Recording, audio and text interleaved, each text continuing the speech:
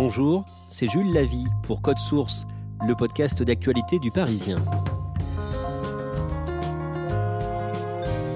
Jean-Luc Mélenchon est en lice pour la présidentielle de 2022. Premier candidat déclaré à gauche, il s'est lancé le 8 novembre. En 2017, il avait cru en ses chances jusqu'au bout, finalement 4e derrière François Fillon avec plus de 7 millions de suffrages. Sa personnalité séduit et divise, y compris dans son propre camp. Alors au moment où commence sa nouvelle campagne, Jannick Halimi et Julien Dufay du service politique du Parisien nous rappellent son parcours. Le samedi 28 novembre, Jean-Luc Mélenchon organise un meeting virtuel sur Internet en raison de l'épidémie de coronavirus. Bonsoir, bienvenue et merci d'avoir accepté ce rendez-vous dans cette réalité augmentée. Julien Dufay, concrètement, il est dans un studio télé en région parisienne. À quoi ressemble ce meeting ? Il est seul dans le studio et c'est un décor assez sobre, blanc avec des touches bleu et rouge. Il y a son slogan qu'il utilise là depuis quelques semaines, « Nous sommes pour », point d'exclamation. Et très tôt, en fait, il va rentrer dans le vif du sujet. Il va expliquer pourquoi, à 17 mois de l'échéance, il se lance. Et il va dire clairement, nous sommes prêts à gouverner. Il se projette directement en responsabilité. Il dit qu'il lancera dès juillet 2022 un plan de relance écologique et social, une assemblée constituante pour la 6e République qu'il souhaite. Il prend date. Alors on va voir comment il en est arrivé là, rappeler l'essentiel de sa vie, de sa carrière politique et raconter pourquoi il se lance à nouveau dans une campagne présidentielle. Jannick Halimi, Jean-Luc Mélenchon a 69 ans, il est né le 19 août 1951 au Maroc, à Tanger. Que font ses parents ? Ses parents sont des pieds noirs algériens, en fait, qui se retrouvent à Tanger pour des raisons professionnelles. Ce sont des fonctionnaires moyens. Le père est receveur des PTT, comme on disait à l'époque, et sa mère est institutrice. À la suite du divorce de ses parents, il arrive en France à l'âge de 11 ans. Il va vivre en Normandie, puis dans le Jura et dans le Doubs. Lycéen à Lons-le-Saunier, il y participe activement à mai 68. Il entre au syndicat étudiant UNEF et intègre un mouvement trotskiste, l'OCI, à Besançon, où il est étudiant au début des années 70. Il va décrocher un CAPES, il fait de la littérature et de la philosophie. Jannick Halimi, en 1973, il assiste à un meeting qui va le marquer. Oui, c'est un meeting donc à Besançon qui se tient dans le cadre de la campagne des législatives pour 1973. Et qui va-t-il écouter ? François Mitterrand. Et là, ça a été un moment fondateur dans la vie de Jean-Luc Mélenchon. Pourquoi il est impressionné ? Il est impressionné parce que François Mitterrand est un tribun extrêmement convaincant et que c'est un homme qui monte parce qu'il venait de faire l'union de la gauche, l'union du Parti socialiste, d'abord au congrès d'Épinay en 1971 et puis le programme commun en 1972 avec le Parti communiste et ce qu'on appelait à l'époque le mouvement des radicaux de gauche. Jean-Luc Mélenchon commence dans la vie active comme professeur et journaliste. Au niveau politique, il intègre le PS en 1976. Et plus de 20 ans plus tard, il sera à deux doigts de prendre la tête de ce parti. Il incarne une ligne, il incarne quelque chose de véritablement fort au sein du PS. Et donc, en 1997, il décide de se présenter à la direction du Parti socialiste. C'est le congrès de Brest. Et c'est le seul concurrent et adversaire de François Hollande. Je ne vois pas pourquoi la vie politique devrait être une espèce de théâtre artificiel où, dès lors que l'on est au pouvoir, on devrait cesser et s'éteindre toute forme d'esprit critique. François Hollande remporte haut la main cette élection interne puisque Jean-Luc Mélenchon ne gagne que 8,80% des voix. Il considère, Jean-Luc Mélenchon, que c'est une humiliation. François Hollande, qui était une sorte de courant majoritaire, aurait dû laisser au moins 15% des voix. Et c'est le début d'une brouille qui va se poursuivre jusqu'à présent. Ministre délégué à la formation professionnelle dans le gouvernement Jospin de 2000 à 2002. Il fait campagne pour le non au référendum sur la Constitution européenne en 2005 et en 2008, il quitte le PS et lance son propre mouvement, le Parti de gauche. Nous sommes tous des socialistes, nous sommes tous des communistes, nous sommes tous des écologistes, des trotskistes et même des libertaires à notre manière. Quel est son but à ce moment-là, Jannick Halimi ? Il veut donner une ligne déjà beaucoup plus eurosceptique que ne le fait le Parti socialiste, en tout cas dans son courant majoritaire. Et il veut, et ça c'est vraiment une première, il faut reconnaître ça à Jean-Luc Mélenchon, conjuguer le socialisme et l'écologie. Et puis de façon plus tactique, plus stratégique, il veut, avec ce parti autonome, ancrer sa force politique dans les territoires grâce à des élus, espère-t-il. Et lui-même, sous cette étiquette, se fait élire en 2008 député européen.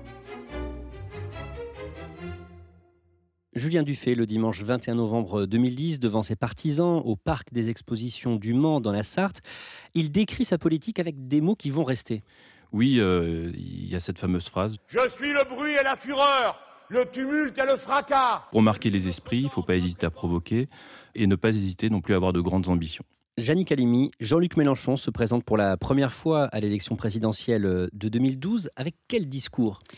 Il veut parler au peuple, à la façon du peuple. Et ça, cette notion est extrêmement originale dans le paysage politique français, en tout cas depuis la Seconde Guerre mondiale. Mais il n'empêche qu'avec le parti de gauche, Jean-Luc Mélenchon reste totalement ancré à gauche, c'est clair, net et précis. Autour de lui, il arrive à réunir des forces politiques qui vont du Parti communiste à certains dirigeants d'un parti d'extrême gauche comme le NPA, c'est-à-dire le nouveau parti anticapitaliste.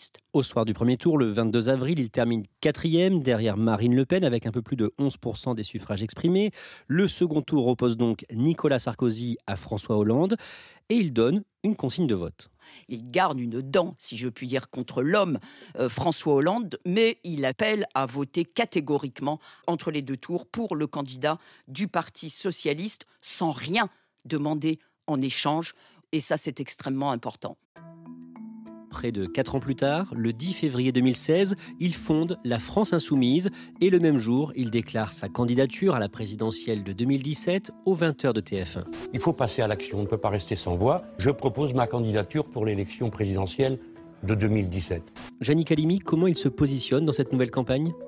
Jean-Luc Mélenchon renie toute référence à ce concept de droite et de gauche. Il veut s'en référer au peuple. C'est un concept, on l'aura compris, qui dépasse les partis. Lui, son concept de peuple englobe bien sûr les ouvriers, mais aussi les petits fonctionnaires, cette petite classe moyenne qui, estime-t-il, sont devenus le nouveau fer de lance de la révolution. Et c'est un élément qui se conjugue également au discours peuple anti-élite qui forgera énormément de concepts et de propositions politiques dans la campagne de Jean-Luc Mélenchon. Julien Dufay, pour cette campagne, il est très actif sur les réseaux sociaux ou encore sur sa chaîne YouTube. Ça permet de mettre à profit ses talents d'orateur, qui sont quand même incontestables. Et puis ça permet de toucher aussi des gens qui ne viennent pas au meeting traditionnel, et notamment les plus jeunes. Et ça va très bien marcher, puisque sa chaîne YouTube a passé de 30 000 à 300 000 abonnés. Et en tout, à la fin de sa campagne, il aura cumulé 20 millions de vues sur ses vidéos de campagne. Le 5 février 2017, il organise son premier meeting en hologramme. Alors où suis-je ? À Lyon et maintenant à Paris. En fait, c'est pas la technique de l'hologramme, c'est une vision d'optique assez basique. C'est un écran qui se reflète sur un plan plexiglas, qui fait que ceux qui sont devant voient bien, ceux qui sont à côté voient en fait une image un peu aplatie. Mais bon, voilà, ça permet de faire le buzz. Jannick Halimi, sur la forme, il se montre plus apaisé, plus rassembleur que 5 ans plus tôt ? Très très vite, en quelques semaines, il passe de 11% à 17 ou 18 ou même 19% par moment. Donc il sent qu'il a le vent en poupe. Et là, son ton veut devenir beaucoup plus apaisé. Un des derniers meetings qu'il avait fait le 9 avril 2017, avant le premier tour de la présidentielle qui se tenait sur le Vieux-Port de Marseille, il en fait le meeting du candidat de la paix. Et le ton était effectivement non seulement plus apaisé, mais plus crédible. Le jour du premier tour de la présidentielle, le dimanche 23 avril 2017, dans l'après-midi, il y croit. Les sondages qui étaient distillés, les premières informations, rumeurs sorties des urnes montraient Jean-Luc Mélenchon dans un mouchoir de poche, dans une marge d'erreur, avec François Fillon et Marine Le Pen. Donc oui, ils y ont cru, et même jusqu'à la dernière minute, même lorsque les premiers résultats sont tombés, certains ont attendu encore après pour y croire à cette défaite. Et Jean-Luc Mélenchon, d'ailleurs, a voulu décaler son intervention publique d'1 heure pour attendre véritablement ce qu'il considérait comme des résultats définitifs. Emmanuel Macron et Marine Le Pen sont donc qualifiés pour le second tour et il faut attendre 21h50 pour qu'ils viennent réagir devant les caméras et les micros. Il n'est pas qualifié à 600 000 voix près, il ne le digère pas. Son discours est très rapide, 4 minutes. Le résultat annoncé depuis le début de la soirée n'est pas celui que nous espérions. Il est assez pâle, il est assez blême. Il croyait gagner et son discours est effectivement empreint d'amertume et d'un sentiment d'ingratitude qui ne va pas le quitter pendant très longtemps. Et pour ce second tour, Macron-Le Pen, il ne donne pas de consignes.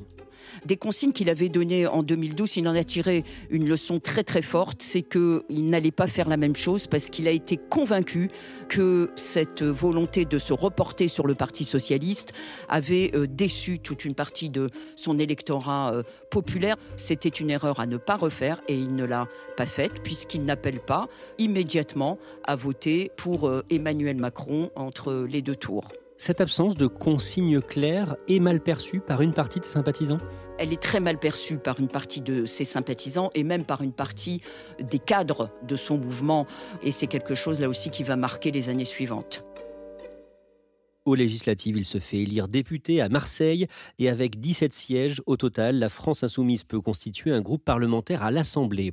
Mais à l'automne, le samedi 19 octobre, à propos des ordonnances sur le Code du travail et face à la faible contestation contre la politique d'Emmanuel Macron, il reconnaît perdre une bataille. Il dit effectivement, pour l'instant, c'est Emmanuel Macron qui a le point. Pourquoi ? Parce que malgré les réformes extrêmement libérales, comme dit Jean-Luc Mélenchon, des ordonnances travail, la réforme de la SNCF, il n'arrive pas à mobiliser. Et second élément important aussi, il entre en concurrence à l'époque avec les organisations syndicales, la CGT et la CFDT, qui eux veulent mobiliser sur cette base sociale. Et il voit à l'époque un concurrent politique en la personne de Jean-Luc Mélenchon. Donc Jean-Luc Mélenchon perd sur toute la ligne. Près d'un an plus tard, le vendredi 7 septembre 2018, Jean-Luc Mélenchon croise à Marseille, sur le Vieux-Port, le président Emmanuel Macron. Et ils ont un échange très cordial devant plusieurs caméras, notamment les caméras d'LCI et de BFM TV. Les deux sourient. Macron explique qu'il a toujours plaisir à discuter avec Jean-Luc Mélenchon, même s'ils n'ont pas les mêmes idées. C'est une scène assez étonnante. Mélenchon, ça n'est pas mon ennemi. Et les journalistes interpellent Emmanuel Macron sur le fait que, quelques heures plus tôt, Jean-Luc Mélenchon a qualifié Emmanuel Macron de xénophobe. Je l'ai dit.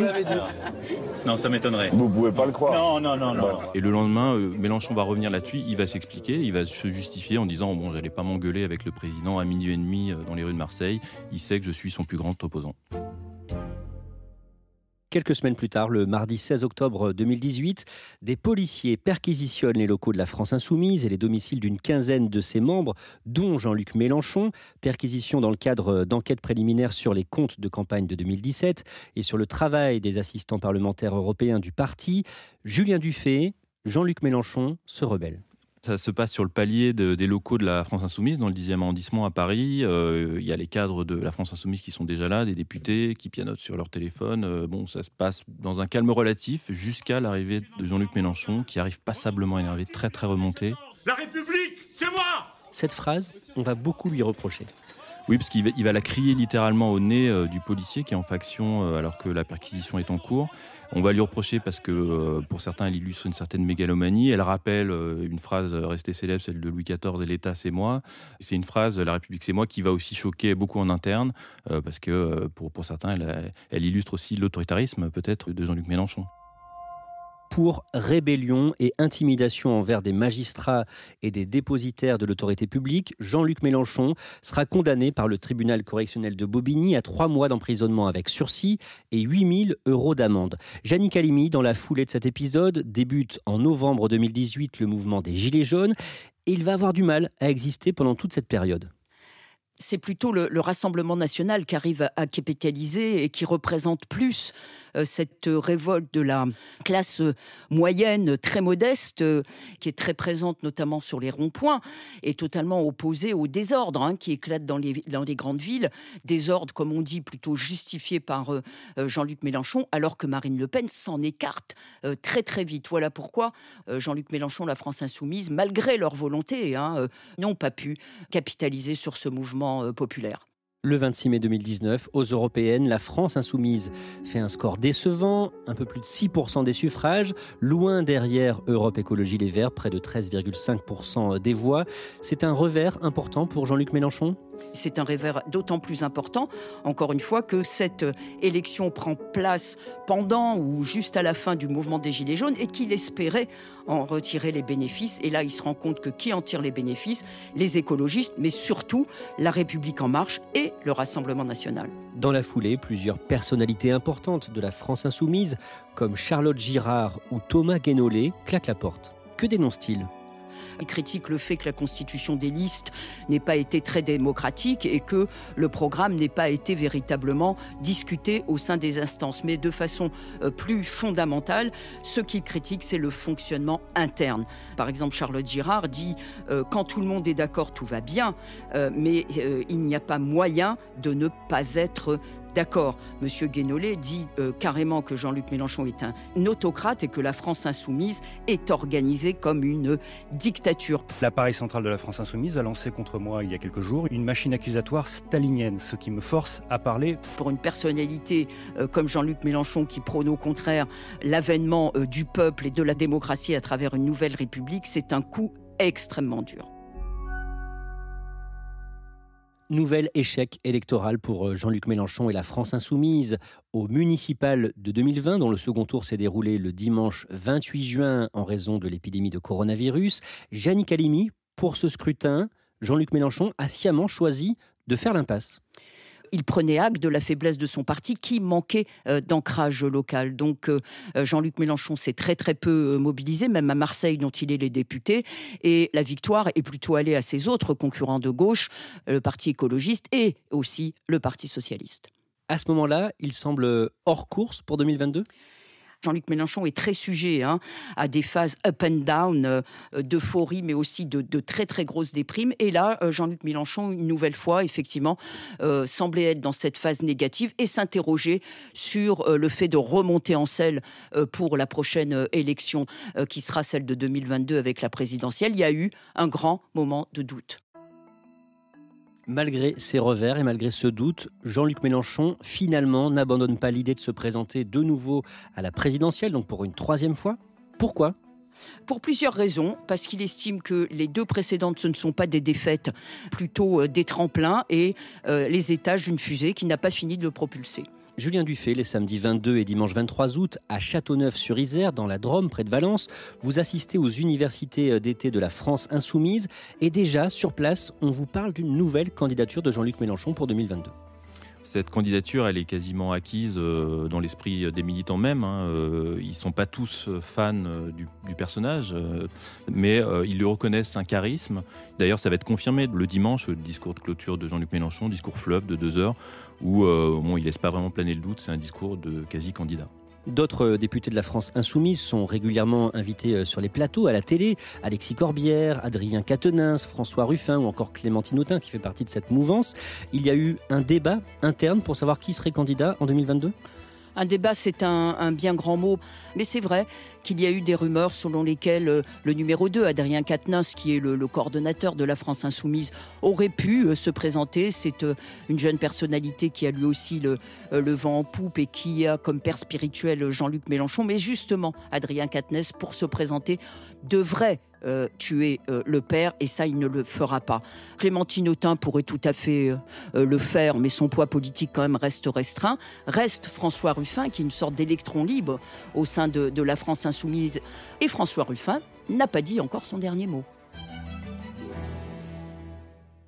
Julien Dufay, le dimanche 8 novembre, Jean-Luc Mélenchon annonce sa candidature, comme la fois précédente, aux 20h de TF1. Je suis prêt et je propose ma candidature. Léa Sellery qui dit qu'il fait une nuit noire, en clair, la période est difficile et qu'il va apporter une lumière au bout du tunnel. Il propose sa candidature à la présidentielle, mais il l'a sortie aussitôt d'une condition. Je serai candidat définitivement si, et seulement si, j'ai recueilli 150 000 signatures de parrainage. Objectif à sa portée pour lui qui a plus de 2 millions de followers sur Twitter. Les 150 000 soutiens sont réunis en quelques jours et ça ne marque pas vraiment l'opinion. Le suspense était très mince, en fait, c'était un vrai faux suspense. Il voudrait que ces 150 000 parrainages citoyens remplacent les 500 signatures de grands élus qui sont nécessaires pour se qualifier à la présidentielle. Mais bon, là, on sent que c'est aussi un coup de communication pour lancer sa campagne. Jannick Halimi, pour vous, Jean-Luc Mélenchon a peu de chances de faire mieux qu'en 2017. En tout cas, vous estimez qu'il s'est tout simplement trompé de stratégie. Pourquoi ? Souvenons-nous ce que disait Jean-Luc Mélenchon lorsqu'il chevauche l'idée du populisme plutôt que celui de la gauche, c'est qu'il estimait que la petite classe moyenne devait être le fer de lance de la révolution. On se rend compte, au gré des mobilisations et des éruptions hexagonales, que ces mobilisations populaires portaient plutôt en faveur de la droite et du Rassemblement national. En fait, il semble que son logiciel stratégique soit totalement erroné. Jean-Luc Mélenchon ne veut pas le reconnaître, mais ça risque tout de même de lui sauter à la figure en 2022.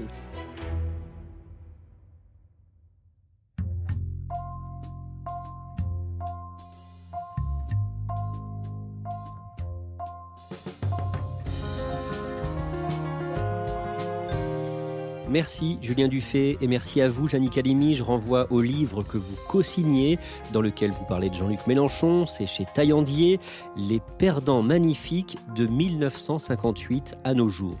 Cet épisode a été produit par Thibault Lambert, Raphaël Pueyo et Nathan Châtelain. Réalisation Benoît Laure. Code Source est le podcast d'actualité du Parisien, disponible chaque soir du lundi au vendredi. Si vous aimez Code Source, n'hésitez pas à laisser des petites étoiles sur votre application de podcast, comme Apple Podcast ou Google Podcast. N'oubliez pas de vous abonner pour ne rater aucun épisode. Et puis vous pouvez nous écrire codesource@leparisien.fr.